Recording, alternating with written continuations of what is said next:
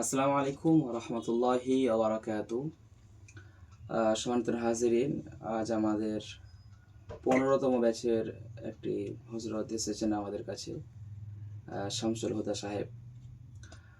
আলহামদুলিল্লাহ, দীর্ঘদিন তদবির জগতে আছেন এবং আমাদের আমলিয়া তদবির শিক্ষা কোর্স ভর্তি হয়ে আমরা আলহামদুলিল্লাহ আবার নতুন করে প্রথম থেকে একবার তৈরি করছি, আরও শক্তিশালী করছি ইনশাল্লাহ।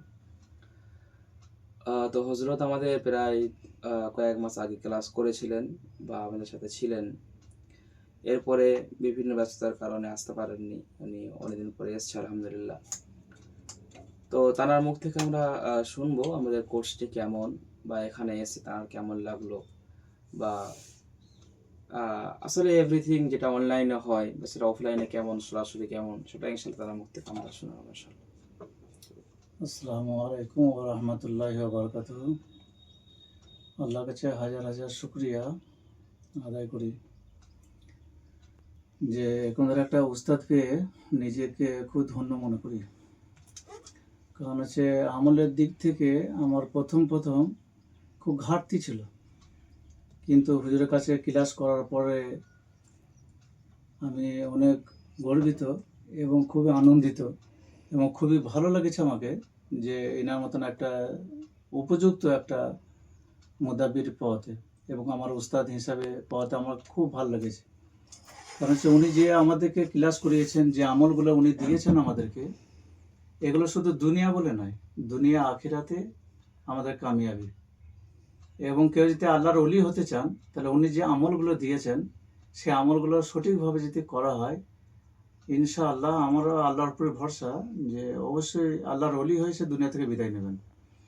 কারণ হচ্ছে 5 ওয়াক্ত নামাজ, হালাল হারাম, জায়েজ না জায়েজ সমস্ত দিকগুলো উনি আমাদেরকে একটা একটা করে আমাকে বুঝিয়ে বলেছেন আমাদেরকে, এবং আমাদেরকে আমলও দিয়েছেন এবং কিছু শর্ত দিয়েছেন। সেগুলো যদি আমরা ঠিক মতন আদায় করতে পারি, দুনিয়া এবং আখিরাতে আমরা কামিয়াবি হতে পারবো। সব থেকে আর একটা বড় হচ্ছে যে এই তদবির লাইনে অনেকে আমাদের শোনা যায় বা চোখে দেখতে পায় যে তদবির লাইনটাকে আমরা সব ব্যবসা বানিয়ে নিয়েছি। কিন্তু ইনার কাছে যখন আমি ক্লাস করার পরে যখন আমি বুঝতে পারলাম যে ইনার লাইনটা হচ্ছে সম্পূর্ণ আলাদা, যে পরিপূর্ণ আল্লাহর উপর তাওয়াক্কুল, আল্লাহর উপরে ভরসা, লোভ লালসা অন্তর থেকে মুছে দেওয়া। তোমার দুনিয়ার কোনো মহব্বত অন্তরে রাখা যাবে না। আখিরাতের আশা এবং আখিরাতের ভয়, আল্লাহর ভয় এই অন্তরের মধ্যে রেখে তদবির কাজ করতে হবে, তবে আমরা সফলতা পাবো, আর নচেত সফলতা আসা মুশকিল আছে। তা আমি অনুরোধ করব যে এখনো পর্যন্ত যে সমস্ত ছাত্ররা বা মুদাব্বিররা ছুটাছুটি করছেন এখানে ওখানে, তা কোনো জায়গায় ছুটাছুটি না করাতে আমাদের হুজুরের কাছে এসে যদি ক্লাসটা করেন, তা আমি বলবো যে আপনাদের জীবনটা পরিবর্তন হয়ে যাবে। কেন আমি নিজে ভুক্তভোগী, আমি তো আগে জানতাম যে আমি সব জেনে ফেলেছি।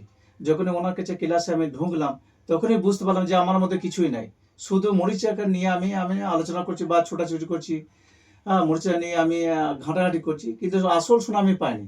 যখন আমি ক্লাসটা করতে শুরু করলাম তখন আসল সোনাটা কি জিনিস সেটা আমি বুঝতে পারলাম।